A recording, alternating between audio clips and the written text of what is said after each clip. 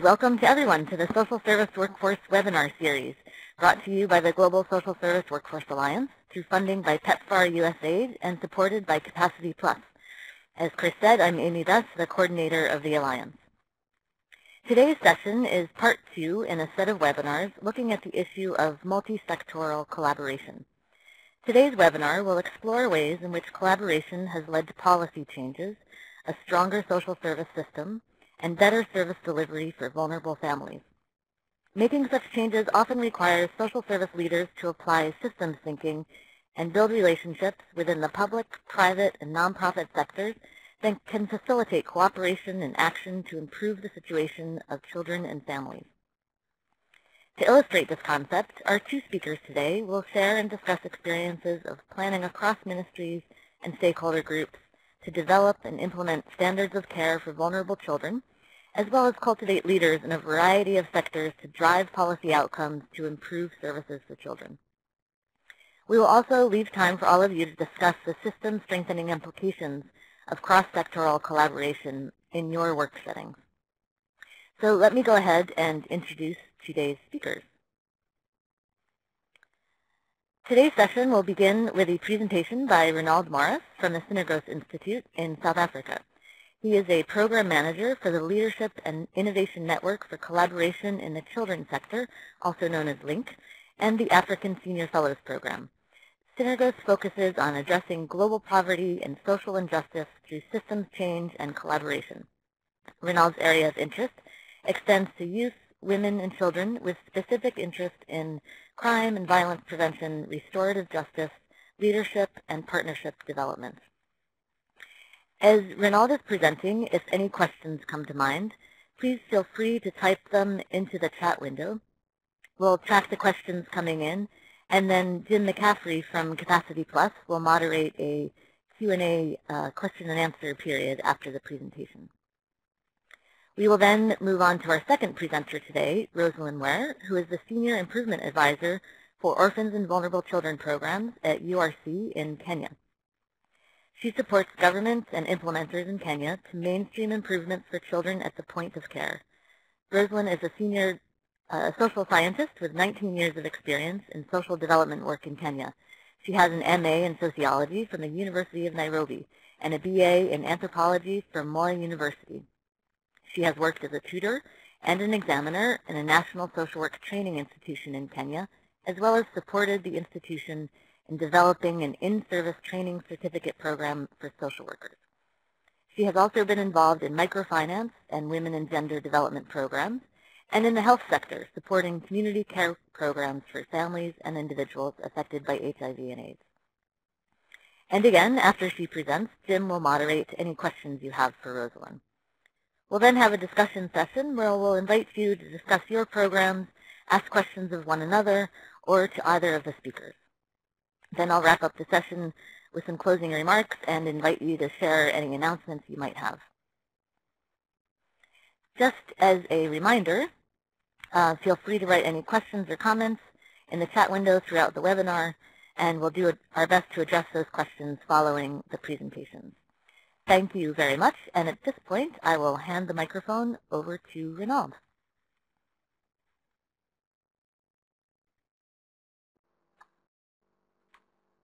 Thank you, Amy, and good afternoon or good morning, everyone, depending where you are. And I'll be talking about the experiences that we've gathered within the LINC and also the Senior Fellows Program in terms of how collaboration can actually use as a driver for policy change. I'm just trying to move to the next slide. Oh, okay, I'm going the wrong way.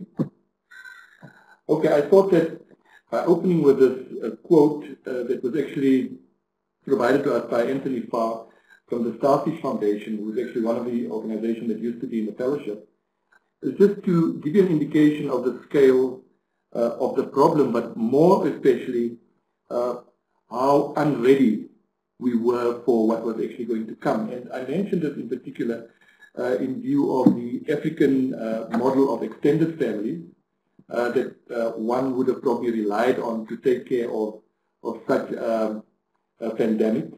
But because children were the ones that were actually sort of like left behind it actually raised a huge question in terms of how well that model was going to act out. The other problem we faced at the time was that even though South Africa was in an economic upswing, we found that transformation had not completely settled in yet, and the systems within government was by far not ready to respond to such a big challenge. So for us at the time, it was really highly problematic. Launching LINC at the time, the decision was made that the children's sector would be ideal to actually make an intervention in. And I think there were several reasons for that. The one is that it has always been a vibrant sector. People really had a lot of passion, and it's been something that has come even right across the apartheid years. But I think there was also one bigger draw card for this, in that leaders would probably, let's say, change their jobs but never really move out of the sector. So I think there was one element that really spoke to this model of a network, to say that if you were going to make an investment in leaders as opposed to making an investment in the organization, this would be the safest option to take, because people really stayed in the sector, and if they should move, that your investment would be protected, and I think the energy would still be directed at children. Preceding that, a phase 1 research report was done, and it became very, very clear that in terms of what was needed to deal with this problem would be, there was a lack of collaboration, number one, within the children's sector, that there was a need for a systems thinking approach to dealing with this problem, and that leadership support and development was actually crucial, and that innovation was needed. In other words, there was only so much money going around, and people had to think more strategically or differently as to how they were going to tackle these problems. Going forward, a non-governmental organization was set up, and it was important at the time to make sure that we have government on board, because the National Department of Social Development is actually the department that holds the mandate for children. So it was important to get their buy-in, but also to have people on board that really understood the ethos and approach that LINC was going to take. And just to note that at the time, Synergos was also a partner, but then formally took over LINC in 2011. The importance of mentioning why I mentioned the funding that was secured for the next 5 years. I think it was important to give certainty and security to people who actually came into the fellowship, that it wasn't going to be something that would pick up a speed wobble along the way and then had to tackle things of sustainability, etc. So that really gave people sort of like a framework and a platform that was going to be secure for the next 5 years. And starting in 2008, with the first 36 fellows who entered the fellowship, LINC was then launched. And at the time, we thought that, it would just be a program where people came in and stay for about 1 year and move on. But we subsequently found out, because relationships take time to develop, we then coined the phrase of once a fellow, always a fellow. So that whole thinking was turned on its head, and people were then invited to stay on into the fellowship for as long as they wish, or for at least the next 5 years as the project was conceived to be. The overall objective of LINC was to enhance leadership, but also to get organizations and people to work together, to come together, to innovate, and to actually shift the institutional arrangements to improve service delivery to children. So even though we were set up to address the problems of OVCs, or orphan and vulnerable children, the approach was really going to be to do that through leadership development, and not by getting into the engine room of different organizations. So those were the key objectives for which the organization was set up to deal with. In terms of the structure, we currently have about 100 fellows consisting of more than 60 organizations, but we also have a very sort of like flat and lean implementing piece, which we have some of the time of our country director, and I work as a full-time program manager in the project, and we have support from an administrator who also helps with the coordination and setting up of events, which is the key strategy of implementing the model. The delivery model actually is built on our bridging leadership approach, which means we focus pretty much on the personal development of fellows coming in. And there you can see that at that level, we actually focus how we use our events to strengthen personal mastery. We also look at the coaching piece that people are assigned to during their first year when they come in. And moving over to the action piece, you will see that the acting together piece really deals with the kind of ideas that people begin to unearth, the group coaching processes that kick in, and also how peers are beginning to share their learning, but also to share their expertise. And then also some of the topical gatherings that have to do with things that emerge in the sector. And then moving from there, we look at how do we then actually impact on the system, and how our events are then structured is to allow for catering for these ideas to be tested, but also to be scaled up. And we find that, you know, having the peer learning and peer exchanges at that level also contributes a lot as to how we can then sustain the efforts that are actually taken to scale. Just some of the innovation teams that actually emerged, and I'm not going to go into the detail of that, but just to show what came up. People organized themselves around a particular issue that they wanted to address. In other words, there were people that felt a database was going to be needed, so they wanted to set up a national database, and then coordination actually also came up in our phase 1 report, that while a lot was being done in government and plans were approved, the coordination of children's services were actually having a lot to be desired. At local government, there were also serious problems, and a team got together, and they were particularly interested to see how government at local level was actually going to interpret and implement policy that was actually then generated at the national level. We also, as a media team, we actually looked at educating journalists, but also, you know, how journalists then either sometimes reported responsibly or irresponsibly. We had education dealing with parental involvement and so on and so forth. And also you'll see that the donor network was going to organize how donor funding came in, and how the Department of Treasury would actually be able to track spending that comes into the country and so on. So that's just to give you an idea as to what people were thinking about. Some of the policy areas where we did a lot of work, and I'm going to focus specifically on the Children's Act, but just to give you an idea, we had a project that dealt with the resettlement of at least 250 families and affected hundreds of children, you know, and there were huge court issues going on, and one would have thought that, you know, you couldn't move or do much, but we found that, you know, through strategic partnerships and collaboration, it was actually made possible. Some of the other things we tackled under the innovation team were really looking at how a national treasury and also social development could budget, and how civil society organizations could actually feed into that process. And all of that happened in a space where previously it was never tested, and no one ever thought it was possible because the policy for that didn't exist.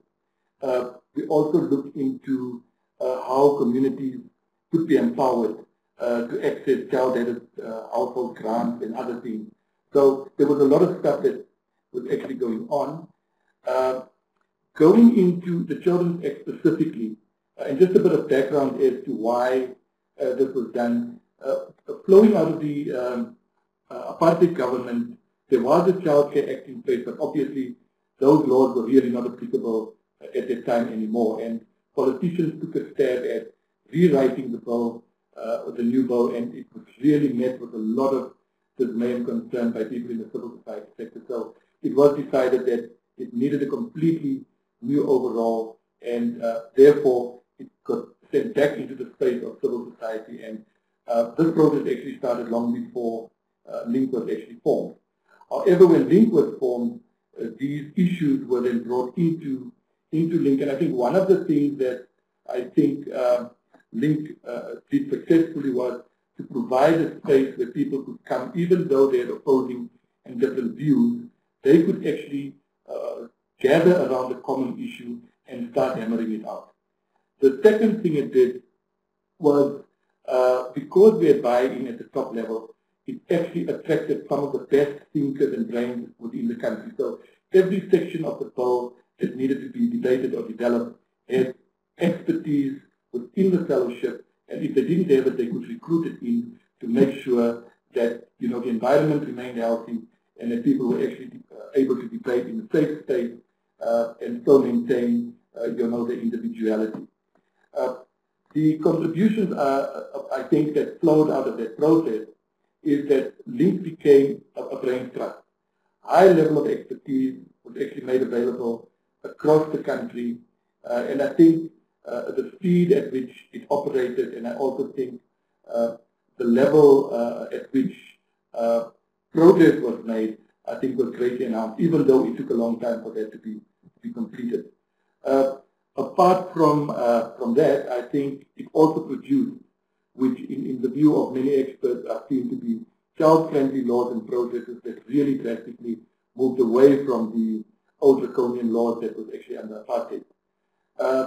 Other things that flowed out of that process, where Parliament was actually hesitant to institute or even implement new laws without knowing whether they could afford it, we found that a big part of the fellowship played a big part in actually participating in the costing processes of the Act, as well as providing training to organizations, particularly at the lower level, who really didn't understand what the new Act was going to produce. Just in summarizing, what I think one of the more longer-term impact solutions were that I think LINC succeeded in convincing politicians to think very differently about children. The children should be at the center of what government does, but not only that, government should also be held accountable in terms of delivering on what it set out to deliver to children. One of the big moves was also to make sure that children remain within families and not because the institutional care model was not going to be the solution. And more importantly, I think going forward, it also gave government a framework within which they could then engage with children to make sure that children are not exploited or exposed to questioning or even processes that would harm them instead of actually help them. So, what did we learn? We learned that the collaborative approach delivers a lot more than what each individual organization could have done on their own. It really brought together a lot of powerful organizations, but it produced a much bigger power base. And how we did that was, you would think that people would automatically work together or bring, sort of like ideas together. How we did that was really to make sure that we held up the big picture. We made sure that the buy-in from the top was actually always uppermost, and that people actually felt safe. I think the one big issue is that actually people felt a lot safer to come in and to actually engage, and I think that is the one big plus factor. We also found that while policy formulation is key to driving change, we also found that change is also possible without policy. And a network can never be fully representative of all the stakeholders, and so it was really a question around critical mass versus critical connections. And for us, the critical connections are those people that you have to identify that actually either hold the power or the information or the influence that you could target. And that was one of the ways that we always make sure that we have, if we don't have the numbers, at least we have the content. In this type of networks, it's always difficult to predict how a particular outcome is going to emerge, but for us, we knew it's important to stay the course, but also knowing when to let go. And particularly, our experience has been once something becomes highly politicized or politically charged, or there's resistance within the community to oppose something, that's the point where you stop. Now, it doesn't mean you abandon the idea. You either just have to shelve it and maybe use it for a later date. You also need a solid M&E system, and this we learned over time. It's very difficult to track progress within a fellowship of the size, and we've been working on this constantly. We still haven't found the magic formula, but in a network of this size, it is important to track process over time, because it really trickles down to very, very low levels. Relationships are key to what happens in any collaborative effort, but it takes time to develop, and hence we decide on once a fellow, always a fellow. And how we did that is at events, for example, we pay specific attention to allowing people to have dialogue walks, for example. People make these discoveries about how similar they are or different they are, and those things bring people closer to each other. In the evening, it's important to have a social sort of like gatherings where people can just sort of like chill, let their hair down, engage on issues other than just work. And some of the things we did would be like have a poetry evening where people could come and just share ideas around poetry. We tested the idea with the karaoke one evening. It was amazing to see what talents people had that we didn't know before. So as long as those connections are deepened at the social level, we found that as the relationship blossomed, we found that ideas begin to flourish. And most of, I think, the things that emerge in the following morning actually get discussed in these informal sessions. And that's also speaking to the whole issue around trust. And I'll quote my country director here to say that we've learned that change happens at the speed of trust. And this is something that I think we began to respect and actually hold dear to the process. If you work with service delivery partners, they need to be immersed in the process. And here I think of the people who provided our coaching services, real people station work, they really needed to understand what we mean when we say personal transformation for social change. They really had to understand our model of doing things, and not only understand it, but buy into it and actually believe in it. Then terminology also matters. For example, a lot of the fellows felt quite frustrated at times that, we speak innovation speak, and maybe what they're producing isn't really fitting into that space. And by consulting and sitting down with them, we found that if you use the word like prototyping, it's essentially the same thing, but it just has a much softer approach and a much more open approach to saying to people, look, you're not expecting to shift the world in one day, but actually have these ideas and you start playing with them. And then we found actually that people actually collaborated a lot easier. Ideas were more forthcoming, and people were quite happy to take risks rather than trying to change the world in one day. Good interpersonal skills are key to effective collaboration, because we found that it promotes the personal, organizational, and sectoral mastery. And lastly, I think what we've learned is that an impartial driver is important to sustain collaborative efforts, and that is the role that we as a Secretariat in LINC play. It's important that the agenda is not lost, but really how far you can push those boundaries really needs to come from an independent source to keep the space clean and to keep the space healthy, where people know we can debate issues, but actually it's a safe space, and that the driver is not really sort of like taking sides or seen to be taken sides. And for me to conclude on the last slide is probably what, through the eyes of a fellow who said, well, multi-stakeholder collaboration or partnerships are complex and need time to develop. I got better in working with others, and I feel I can move mountains. And on that, I think I'd like to hand over to the audience, and I'm happy to take questions if there are any. And thank you for your attention.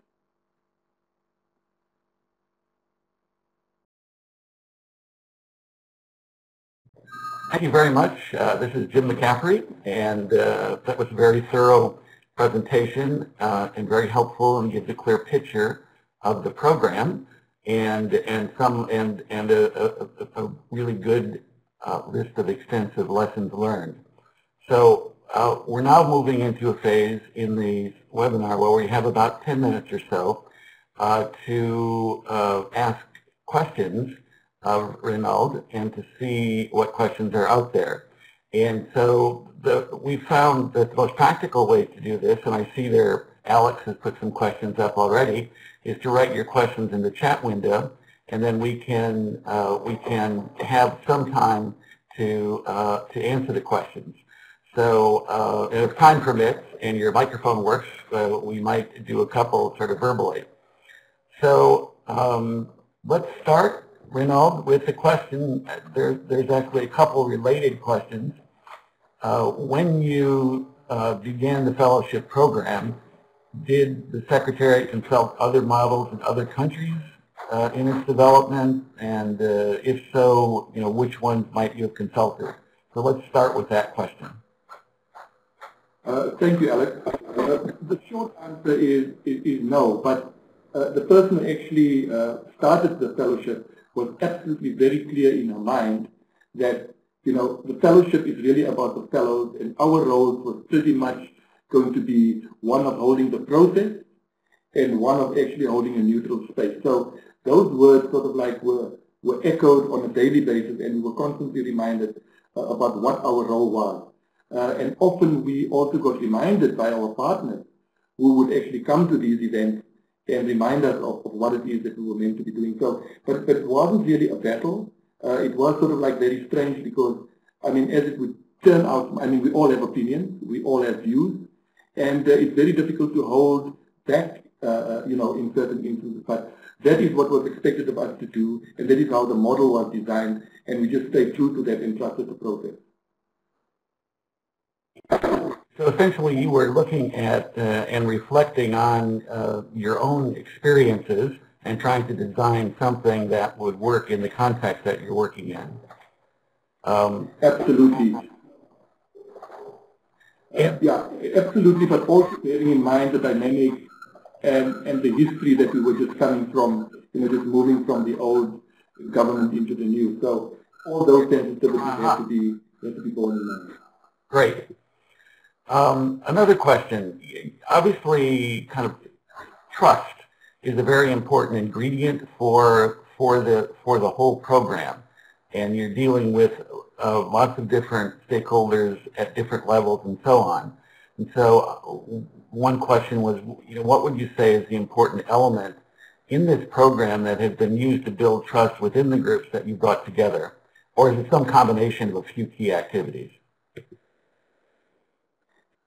Yeah, I think the first one is, as I mentioned, the reflection space that LINC produced.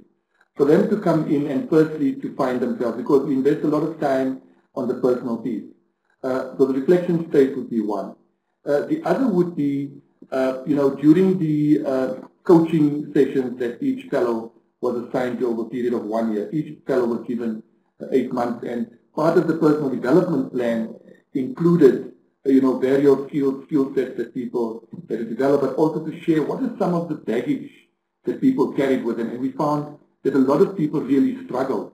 And once people got to find themselves and what actually inspired them to do this kind of work, and as they became more open to others, almost opening themselves up and actually being comfortable with their own shadows, we found that, you know, trust has deepened over time. I think another thing that built trust was, I think, the incremental successes that we began to see. People felt that, you know, they were in a space where it mattered, but I also think people also appreciated the fact that they were respected and valued. So all those things, you know, when you put them together, it actually helps not only the individual, but the whole fellowship as a whole, you know, to actually come together, but also for us as a secretariat to consciously work on cohesion within the group. So in as much as what you work with the individual, it's also a question of building cohesion as new cohorts came in, you know, over the 5 years. It was important to consciously work at it. But I would say for me, you know, it's how you structure the event, number one. It's the roles that you assign to people, the level of respect that I think, and the values that drive the fellowship itself, and then the acknowledgement that I think you give people, and also still standing with them even in the face of failure.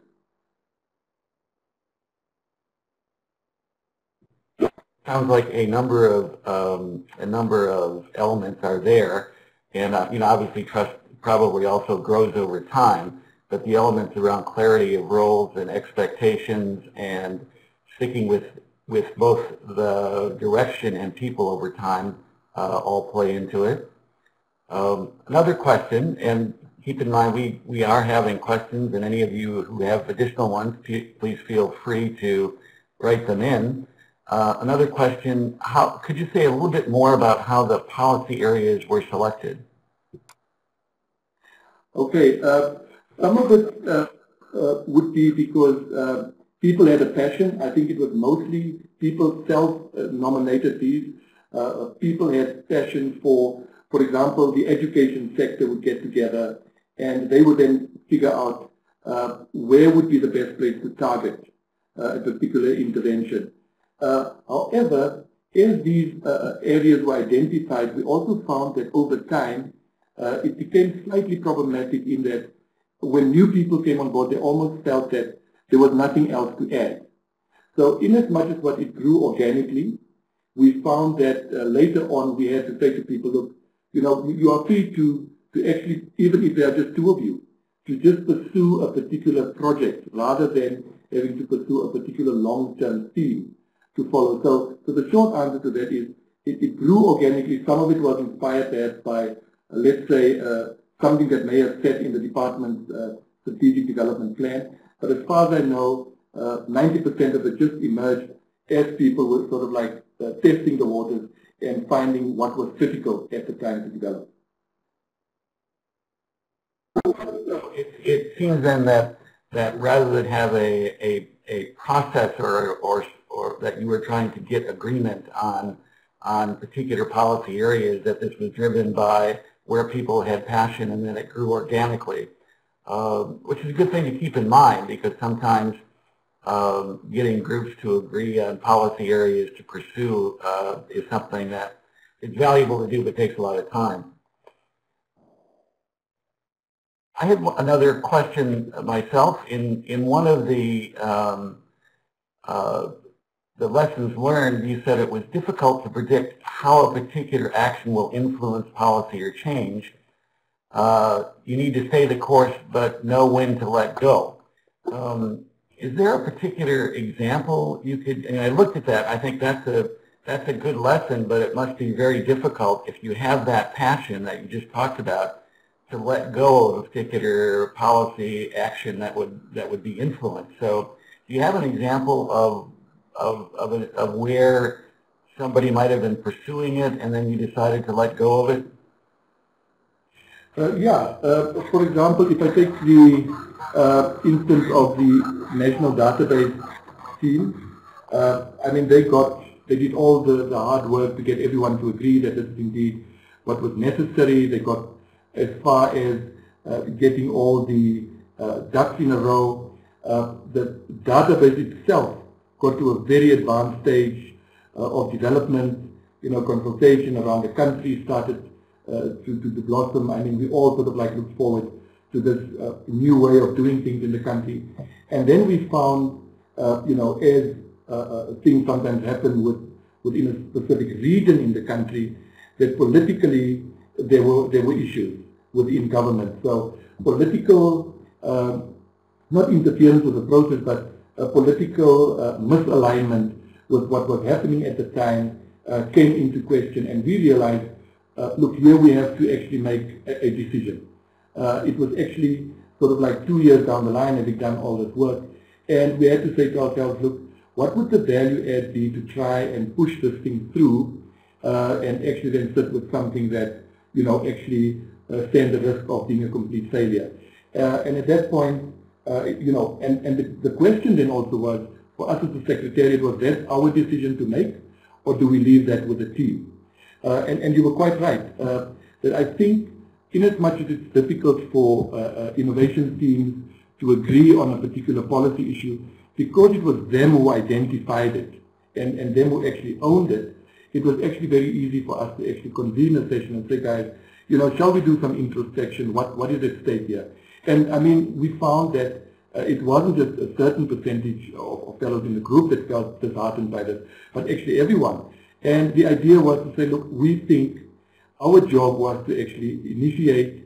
We've done what we could. It's really not up to us to actually take this thing. And I think that was important, to actually realize what the limitations was at the time of the fellowship, what our role was in bringing that thing to that particular point. And the idea was then to say, okay, let's leave it at that and let's see what happens.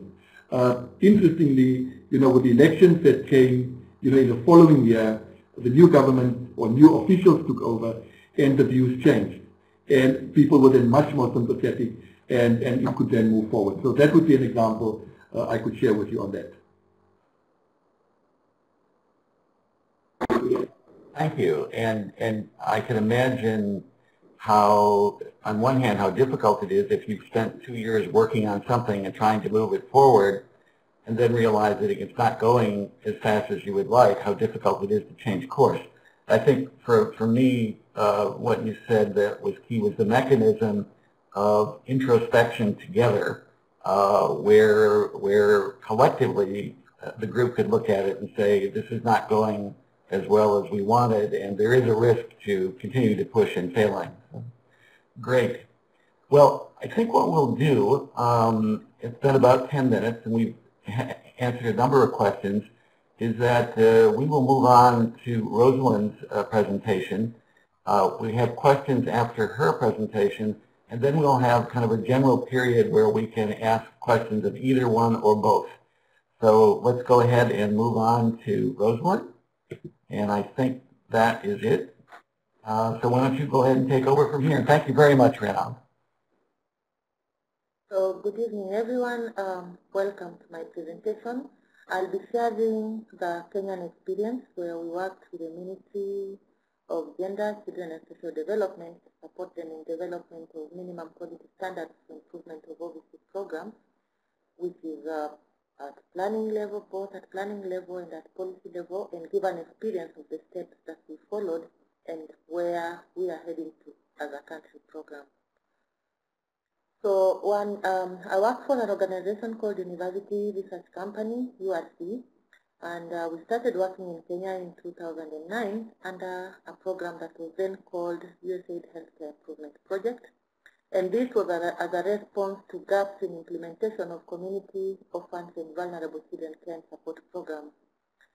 The government formed through a national overseas steering committee, which is also multi-ministerial, multi-sectorial, because it has membership both from civil society organizations and the LINC ministries, called upon the Healthcare Improvement Project to provide technical advice in the developing of standards, in the process of developing the quality standards. And this was mainly as a response to what was uncoordinated responses and unfair distribution interventions targeting orphans and vulnerable children programs in the country. So many organizations, both at community level, at national level, and international level, came to respond to that need of the children in the community. You know what our country has gone through as a result of HIV and AIDS, and we had so many children on the street, so many vulnerable children not cared for, so many children who are HIV positive, and so programs would give whatever they felt was doable at that point without caring whether what they did made a difference in the lives of the children, and the government raised that concern. So how did we start the work? One is that three major ministries felt that there was need to have these standards, and that was the ministry that works with children, the Ministry of Education, and the Ministry of Local Government. And we had some civil society organizations who also felt that yes, we need to come together and develop standards that will guide the kind of work we give to the kind of services we provide to orphans and vulnerable children. So this process began between 2009 up through 2012. The National Steering Committee formed a multisectorial technical working group that was based at the OVC Secretariat in the Ministry under the Department of Children Services, and this group would respond to the National Steering Committee for OVC on all the steps they were doing. So the committee was mandated to come up with standards that would harmonize interventions by stakeholders so that we know what services we are providing to children, and we are able to define them, measure them, and also ensure that they respond to the needs of the children, and to also encourage fair distribution of services across the country. Most programs prefer to limit their services to the urban areas or the easy-to-reach areas and not go to the very remote, rural, isolated areas because of the difficulties that are involved. But then that did not rule out the fact that those areas too had orphans and vulnerable children, and also had families that were addressing the needs of these children within their setup. And what the government also felt was that the standards would be able to provide a framework for monitoring and evaluating the impact of the interventions by the different programs. And when we did this, then we were supposed to find out, so when we talk about a service and we say this is what we have provided to children, Does the service respond to the first need of the children? And how do we know that that happened to the child? And is the child able to lead a normal life like any other child in the community? So as a country program, we have a national implementation roadmap that is three-pronged. We have the national level, and at the national level, we support, as a program, we support the government, that is through the Ministry of Health and the Department of Children's Services and the Ministry of Labor, Social Security and Justice, to develop QI policies, to develop standards, accreditation frameworks that will support the institutionalization of QI at the national level. And the standard development process was responding to interventions at that level. And then we also work at the county government level, and this involves one, building leadership for the department staff, the Department of Children's Services staff, so that they can also be able to respond to the needs of service delivery implementers. And then at the point of service delivery implementation, that is where now we work with the CBOs, the community-based organizations, the community volunteers, community health workers, community health volunteers, paralegals, and all those people who work with children at that point. So that we've started that in small sites with a very good scale-up plan that will reach 47 counties, as I will explain later as I move on. So the technical working group developed an implementation roadmap that has 9 major steps that guide the national level work, and 8 steps that guide work at the point of service delivery, that is at the lowest level. So the first stakeholder and multisectorial engagement efforts began at step 1, where now there was a lot of discussions to build constituencies and commitments to support the standards development process. Then the next step was to establish consensus on the draft standards, and this is a step that involves bringing together very many stakeholders who work with children so that they can agree on what needs to be in the standards and can also be part of the process. Because one, if you do it singly, either as government or as one technical organization, then whatever comes out might never be adopted at the point of care because it will be associated with a small clique of people in one area. And at that same level, a situational analysis was commissioned by the Department of Children's Services to find out the gaps. So in building consensus, then feedback from the situational analysis would be shared with the different stakeholders at each level, and they are the ones who also developed draft standards. So these draft standards then were piloted all in 4 sites in the country. And the purpose of the piloting was to establish whether, one, the standards would be doable, is it something you can implement and get results, and whether the standards made a difference in the lives of the children if organizations implemented that way, and whether organizations then are also, programs are able to change the way they provide services to children to respond to the standard. And when that was done, several validation exercises were done across the country, in all the regions in the country, and that led to the launch and dissemination of the standard. So at the point of care, while we were piloting the standard, then we followed the 8 steps that are supposed to be followed at the point of care, that is for forming improvement teams. And these improvement teams are multisectorial. They would have people from the different line ministries that work with children, champions and people who like working with children. And it would be very systematic and very scientific because we needed to gather evidence that the standards are doable at the point of care. So, we have been following that roadmap. We are yet to reach the end because we are part of the process. So I felt that I'd share some of the key steps we have gone through as a country through engaging different sectors in responding to that gap that we had. And we've had several interventions happening both at national level and happening either at the county level and at the point of care.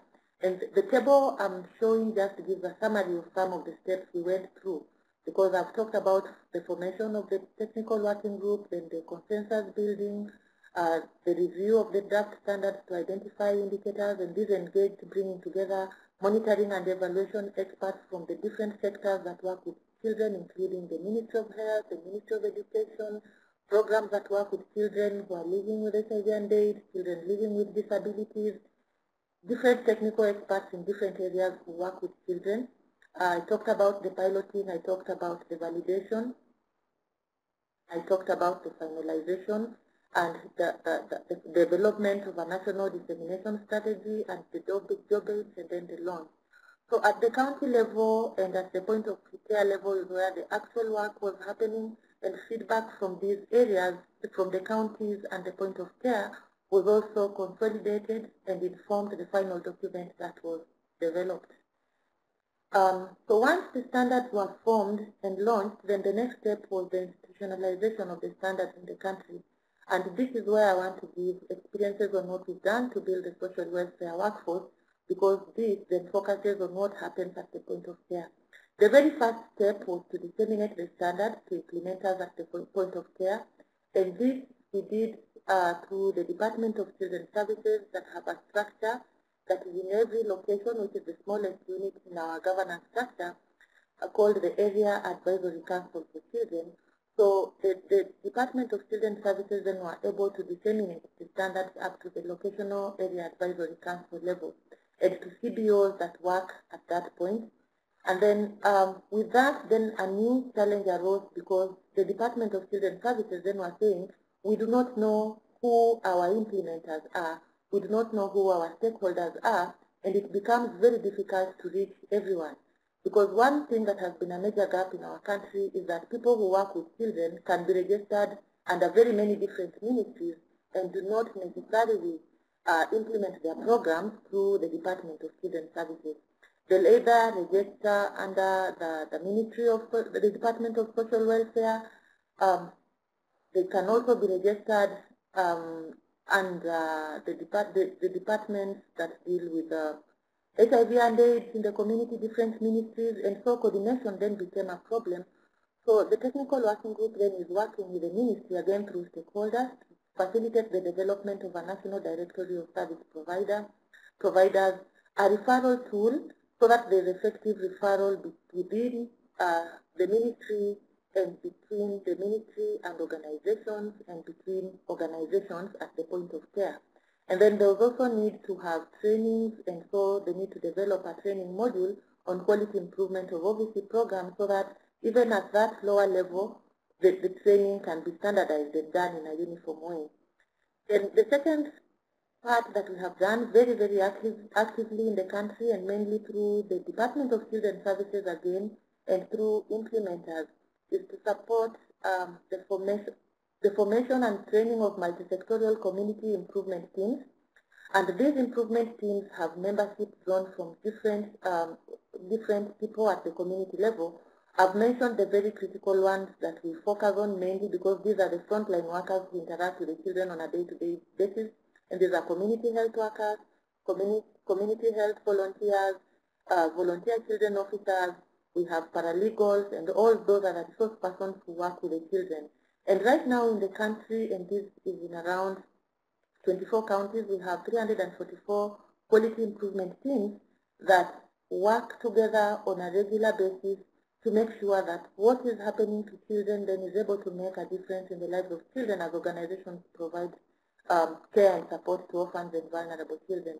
But then that did not also stop us from building the county leadership for quality improvement in child protection, because OVC programs or programs for vulnerable children and families are just a subsection of child protection initiatives.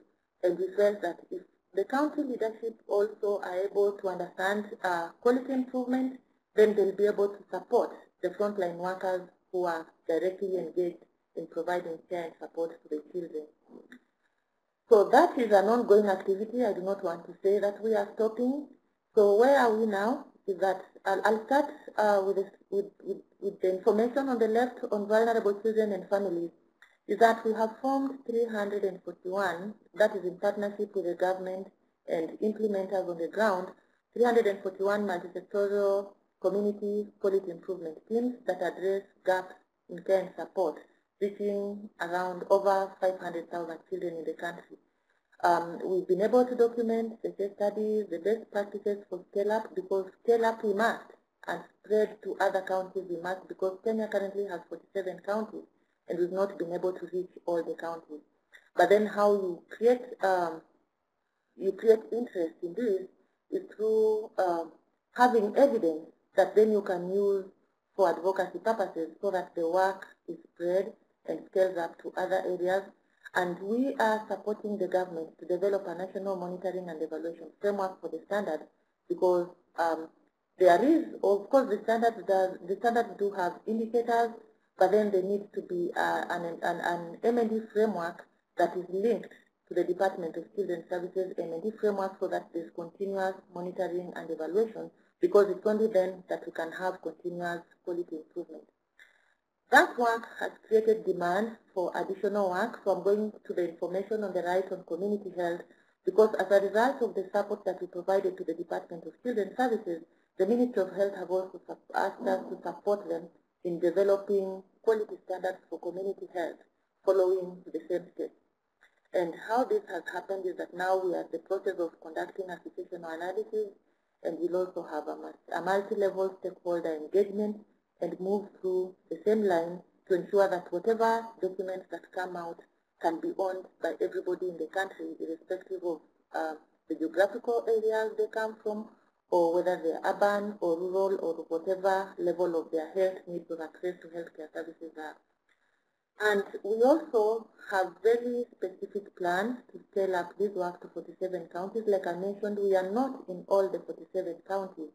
The work we are doing covers around very few improvement teams, because we are talking about 341 improvement teams in a country that has 2.4 million orphans and vulnerable children. Then you can see that it's just like close to a drop in the ocean. So we are defining best practices as if this is work in process, but have come up with spread packages and scale up plans that will lead us to all the 47 counties in the next 2 years. But that should also ensure that then the improvement teams on the process, which is also what we are working towards. And yeah, I think I've already mentioned that. And I seem to have finished. Thank you.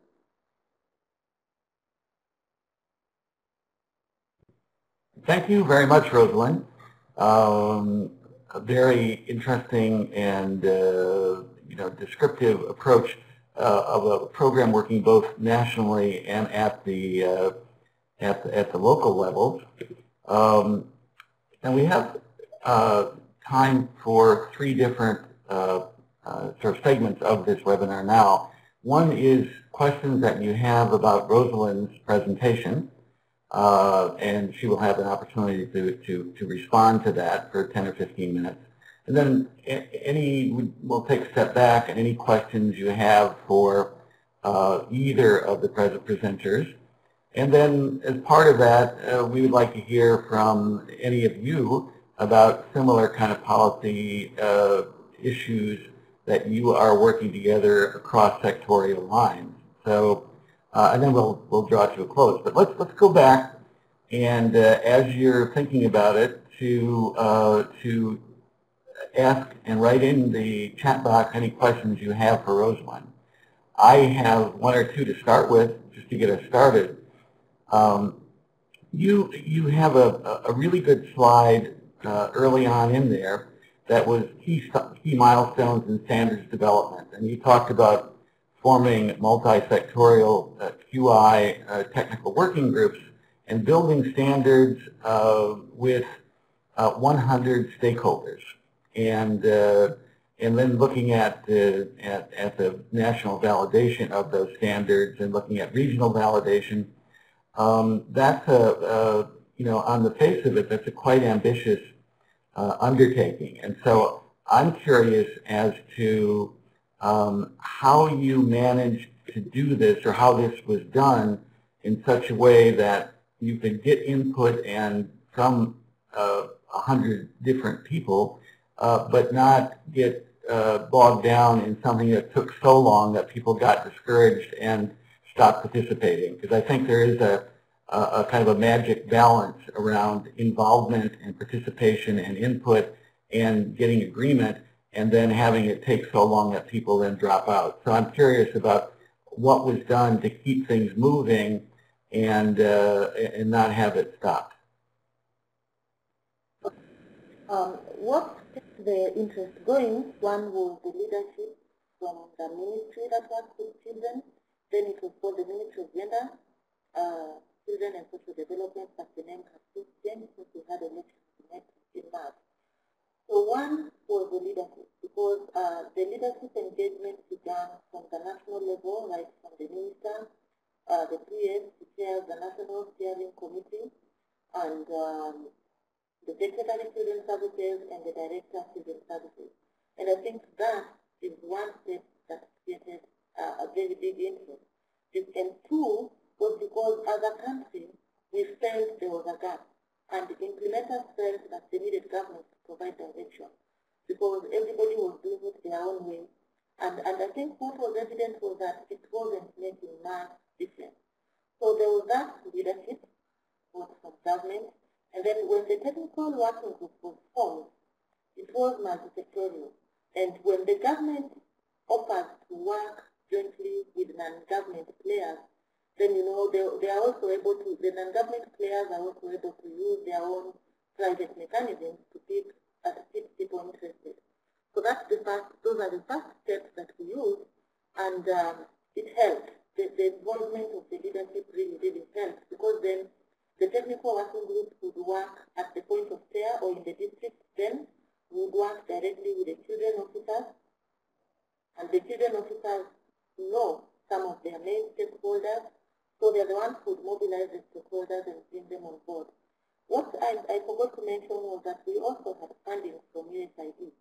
And you know, sometimes when there's a shortage of cash, they are not able to move certain steps. So whenever we held the consensus building workshops, we held the review meetings, the meetings were facilitated. The meetings were facilitated, and when people know they're coming to a meeting where there's cost sharing, it's much easier to have them engaged than when you're calling them to a meeting where they are supposed to meet 100% of the costs on their own. So there was also a lot of cost sharing in that level. The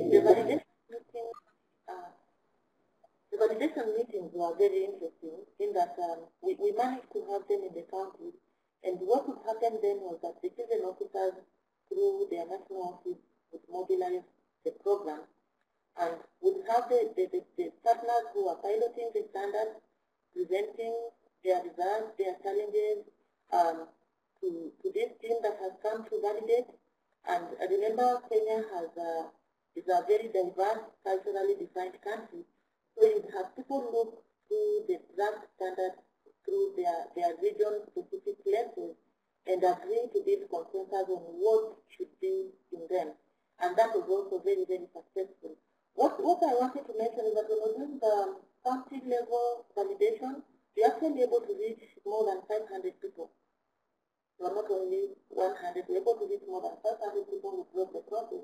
It's at the national meeting that we had 100 people, and it was, the interest was there all through, because I think we had studied something that already was published.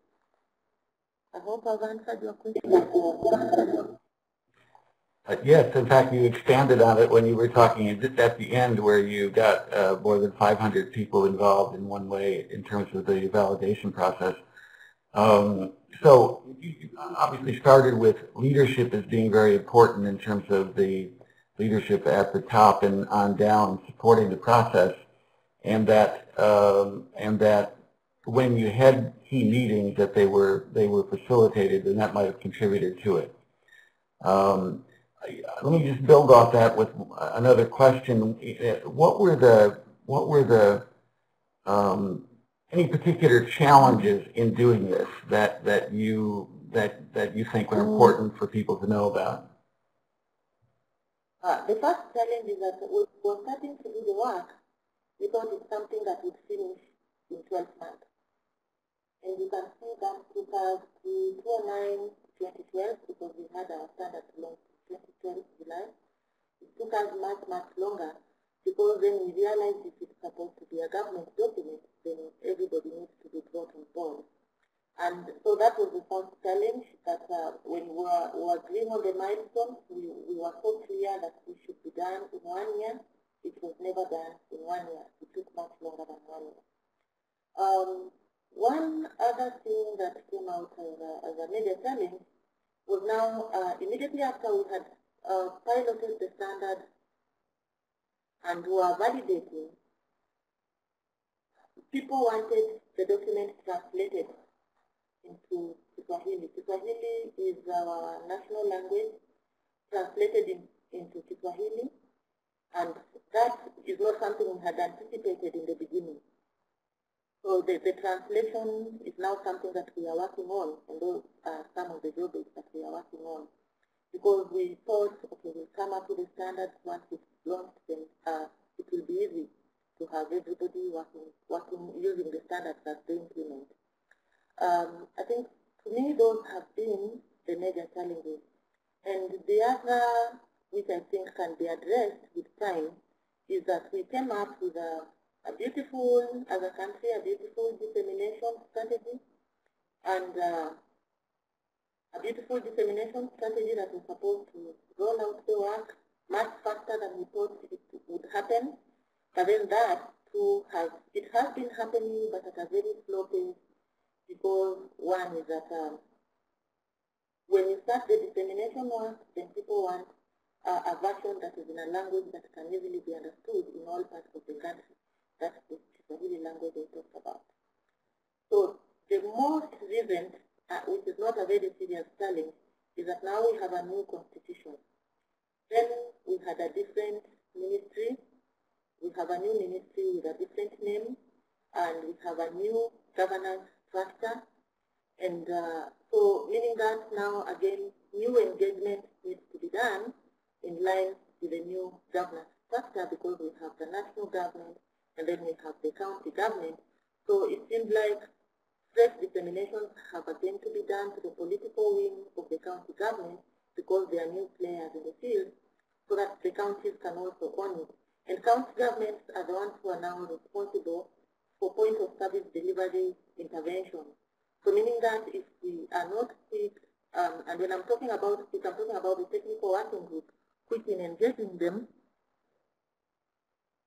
then we might not move as fast as we had anticipated.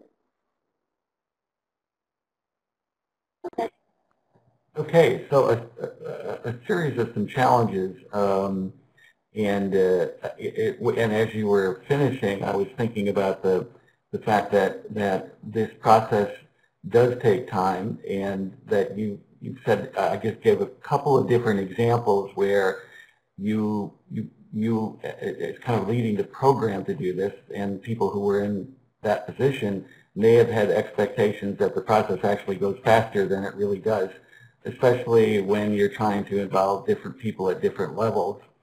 And I think the issue of translation, and especially when you look at something going on countrywide, is important. A couple of other questions that have come up. One very specific one: how many people were on the technical working group, and how were these members of the TWG selected? The technical working group has 2 members, and representation of the members were the 2 sections. 2 sections in the children's department. The children's department has the OBC secretariat. They also have the adoption secretariat, a secretariat for children who live in institutions, a secretariat for field services. So one, representation from both secretariats was critical. Then we had 3 development partners who work with children, and we had 2 representing this. One, we had UNICEF and USID sitting on the technical working group. Then we had representation from international organizations that work with children and national organizations that work with children. And one other thing I also need to mention is that whenever the technical working group was tackling a theme-specific area, then experts from that area would be co-opted to the technical working group. For example, now when the standard when the standard development process was ongoing, the Ministry of Health, the Ministry of Education, and the Ministry of Local Government then were co-opted to sit on the technical working group. Question, did the membership of the TWG change at times as you went through the process, or was it always one sort of fixed number of people? So we had, the TWG has a fixed number of people who were co-opted from the National Steering Committee, because it was a subcommittee of the National Steering Committee. But then, as work went forward, then it became critical to make sure that representation from what I would call the line ministries, and I think the PS advised that these line ministries be part of the process because they do a lot of work with children and directly, and that was the Ministry of Education, the Ministry of Local Government, because the Ministry of Local Government then also had a children's department under it, and so they had so much information to contribute because they are the ones who address children issues in urban areas. And then the Ministry of Health, because of issues around health that affect children. So besides these three ministries that were co-opted, the membership remained permanent for the entire time that the standards were being developed. And what I also need to mention is that when the technical working group was formed, they were given terms of reference by the National Steering Committee, and these terms of reference defined their deliverables. Okay, and just to finish on this one, in the end, as you think about TWG, how many members were kind of on the TWG, and how many were sort of members that? I would say 15 members were on the TWG, and out of the 15, would say like some were ex officio, like you and me were on the TWG, the HCI project, because we were providing technical support to the government. But then there were those who were permanent. So let me talk about the permanent being 15, and then 3 were co-opted. And what I also need to add is that sorry. Can I continue?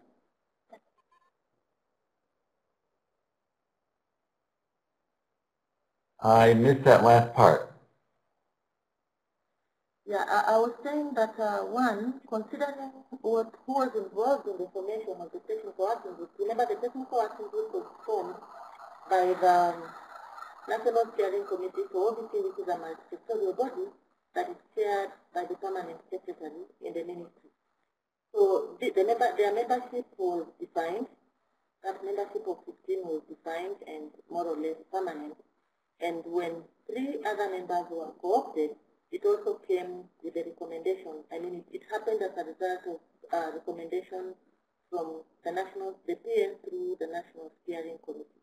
Because it's the one who now, it's the National Steering Committee that had insisted that this team must also be co-opted because of their role in driving forward the OBC agenda in the country. So there were approximately 15 members, but then there were some additions based on others either in the group or outside looking and saying we either need to be a part of this or we need to involve these other folks. But that gives us a rough idea of the size of the TWG. Let's have one last question that came in, and then we'll kind of open it up to more general questions. And this one is about kind of the community. And can you talk a little bit more about how URC and partners may have engaged communities through their traditional mechanisms to better understand their traditional practices? And when you talk about best practices, are these local practices or global or some combination? And have you been able to use a combination of best practices to establish a local standard of quality child care that might be easier for communities to support? So a number of questions about about engagement with community and the relationship between local and maybe global best practices? Actually, I'll talk about that in line with the work that is happening with the 341 improvement teams. The 341 improvement teams are spread across the country. And during their formation, it's the communities themselves who identify who should sit on the team. What has been exciting is that the formation of the team, the engagement of the team, and the designing of how work around children should be done at that point is driven by the local community adopting their best practices that are not in conflict with our Kenyan laws. And through that, we have seen such massive and impressive results on the quality of childcare because communities come up with local solutions to address challenges that are facing children. I can just share an example of one community improvement team that realized that most of the children who lived in that area were dropping out of school because of household level poverty. So the children would be engaged in child labor. The children's parents who sold local liquor then would, like teenage pregnancy, because if your parents sell local liquor, then chances that the male people who come to drink there would want to also exploit you sexually were very, very high. And what these improvement teams did was to mobilize the community to come up with structures that were safe for children. And one of the things they did was to have the local liquor sellers agree on a central point where they would all sell their liquor and not sell their liquor at home. And what that meant was that then the area was defined as a child no-go area. So children were not allowed to go there. That's addressing child protection issues in a very, very simple way, using very local, simple practices.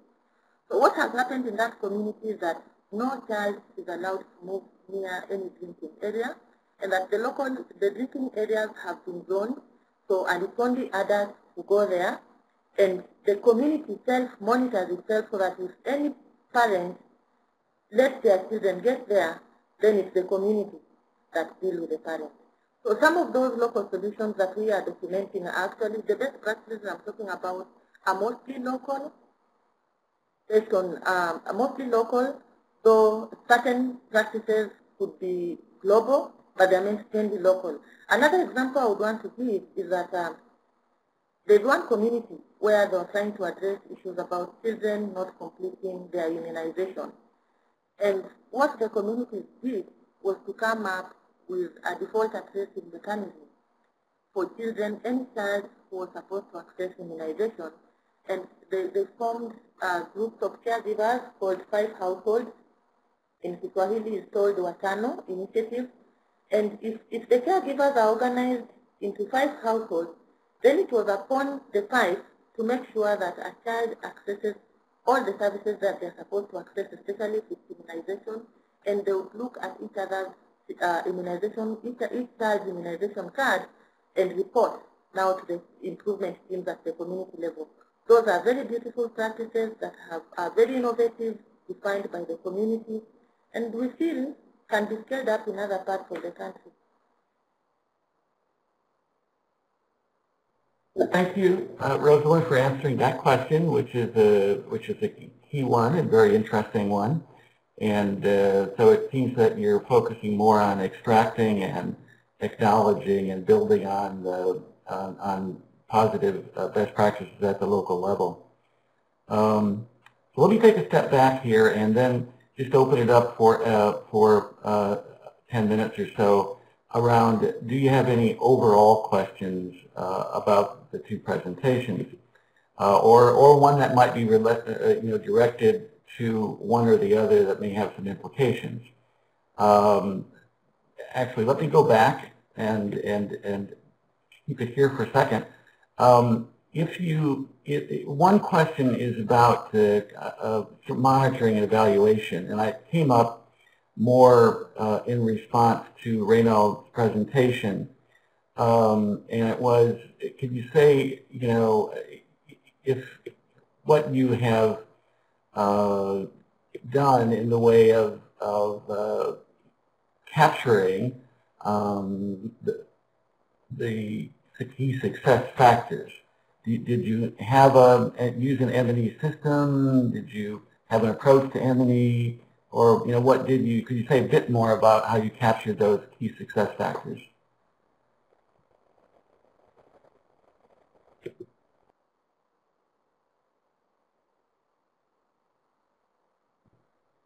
Directed at Renald. Are you still on? There you go. Good. Yeah. Sorry, could you just rephrase that, because I thought that the question was going to be for Roselyn. It had to do with M&E. It was about the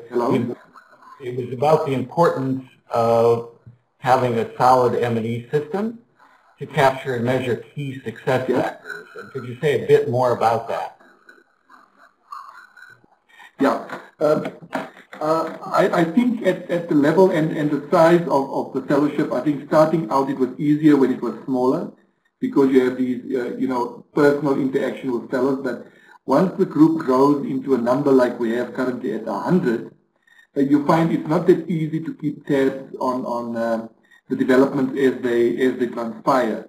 I also have mentioned that most of the ideas seem to emerge in the informal space, when people leave the events and they go back to their respective places of work and they start interacting, and you find these ideas begin, to take shape, and it evolves into bigger issues, and you're not always there, and it's only until the next event, when you see them, that you begin to get wind of what has been happening over time, and or what has been tried out, or it worked or it hasn't worked. And we really found that, it's not only peculiar to LINC, but also in networks in general.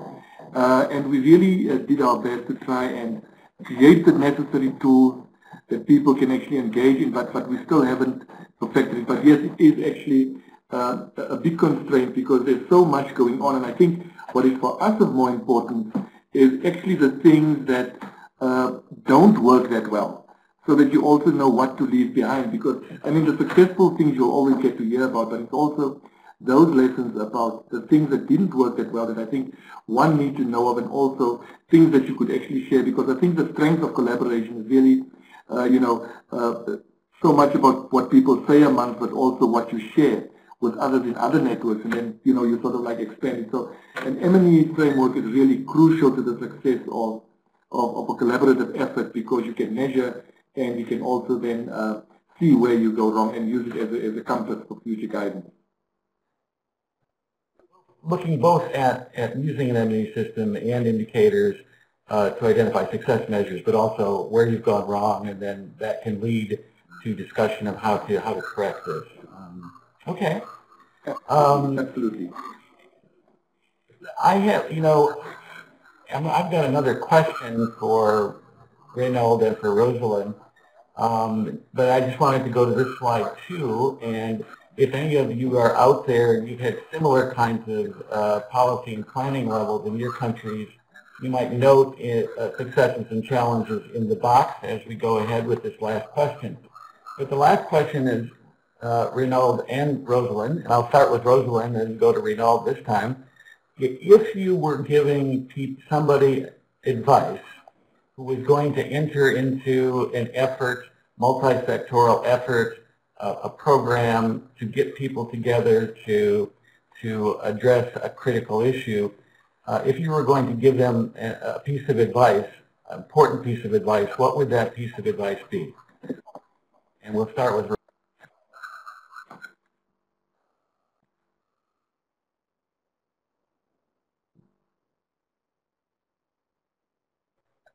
you may be talking. You have to. Your mic is. There you go. Okay. Thanks. I'm saying that I would ask them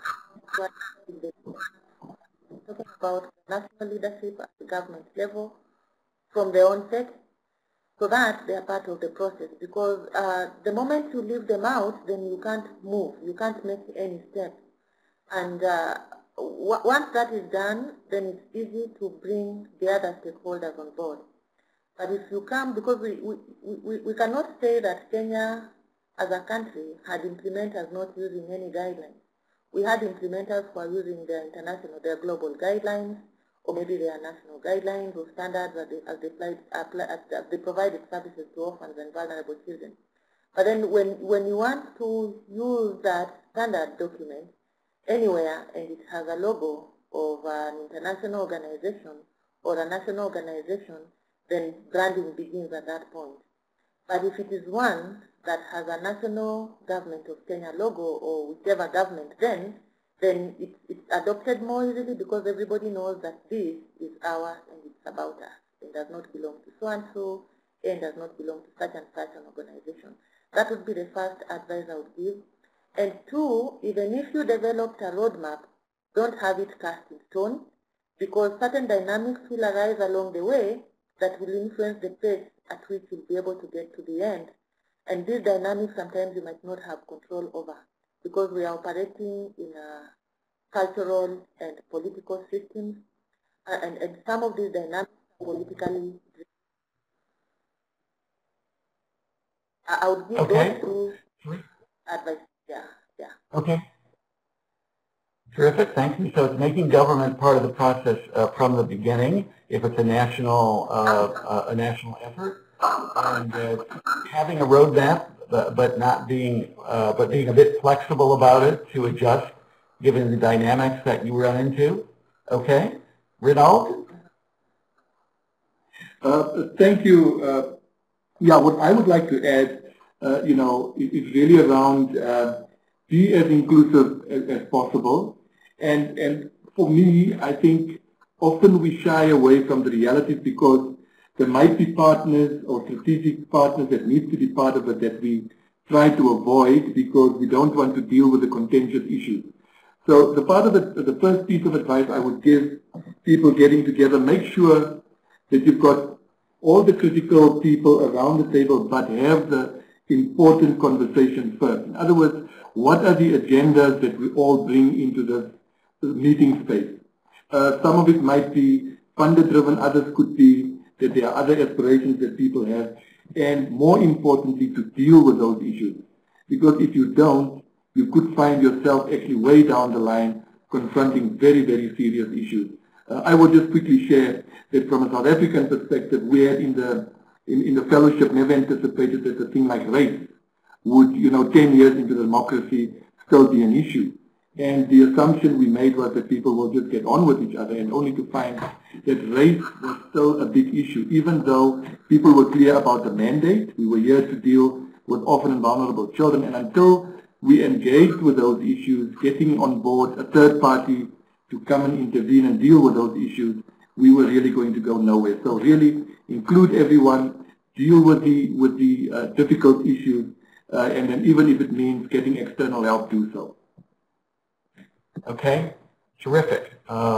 Be as inclusive as possible. As you said, good summary at the end, and probably a good way to make a transition to Amy to wrap up. But I did want to reinforce that. And that you also said try not to avoid the contentious issues, because if you avoid them sometimes at the beginning, they will come back later on and maybe even more contentious if you haven't involved people from the beginning. So appreciate that piece of advice. So I would like to then move on to have, and thanks very, very much, Renald and Roselyn, for both your presentations and your contributions after this, during the discussion. And we'll move on to Amy, who, for some final thoughts, closing remarks, and announcements. Great. Thank you to Chris, Renald, Roselyn, and Jim, and to all of you for the great discussion today. As we think more about ways to strengthen social service systems, we've heard two good examples today of ways to break down silos and achieve results across diverse groups of stakeholders. I appreciate your work and what you're doing to strengthen the workforce, to strengthen systems, and at the end of the day, to improve the lives of vulnerable children and families. Just a few reminders before we close the session today. If there are events or opportunities that you'd like to announce, please do so by typing the information into the chat window. If you're interested in joining the Alliance and you're not yet a member, and if you'd like to receive notices about future webinars, please go to the website that's listed here, socialserviceworkforce.org, to register. Also, as Chris noted in the beginning, summary and recording of this webinar, as well as of each of the past 12 webinars, is available on the website. Also, we just want to let you know that we will be having a next webinar on December 5th at this same time, 9 a.m. Eastern Standard Time, and we'll be co-hosting it with the Better Care Network, and the topic will be deinstitutionalizing the alternative care system for children. We'll be looking at some of the implications for the social service workforce, and experts will be presenting from Rwanda on programs in Rwanda and Moldova. So we hope that you can join us then. Feel free to make any other announcements. And otherwise, we will close the session today. Thank you again so much to all of you and to our speakers and to Chris and Jim. Thanks a lot. Thank you, Amy. Thanks, everyone. Thank you. Go well.